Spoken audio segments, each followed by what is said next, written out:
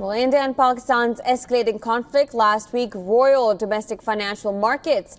However, a ceasefire announcement on Saturday augurs well for both markets in the coming week. Now, India's benchmark Nifty 50 index slid over 1% on Friday, its biggest drop in more than a month.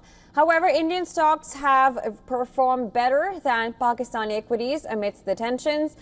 That reflects the economic divide currently at play, with the Indian economy far outperforming Pakistan's struggling economy. While Pakistan's key stock index rose on Friday before the International Monetary Fund approved a $1 billion loan, the KSE 100 index is down 9% since the Pahalgam terror attack. The Indian rupee has weakened 1% against the dollar since India's initial strikes on Wednesday, with the currency ranking among the worst performers in Asia. Now, that pushed the Indian Central Bank to intervene to curb excessive volatility.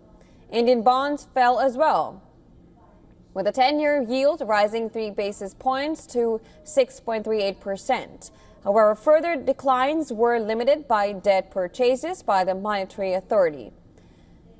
Madhuri Arora, an economist at the MK Global Financial Services, said the ceasefire should augur well for FX and rates markets, which were hammered in a knee-jerk way. She added, we may still see a mild increase in defense spending overall in this fiscal year as India replenishes its defense arsenal, but that would not really hit the fiscal math materially.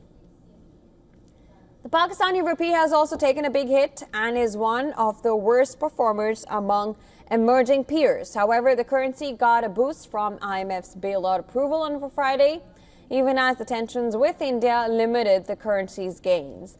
Pakistan faces a tough financial scenario compared to India, and the IMF loan will only help the country tide over the current crisis.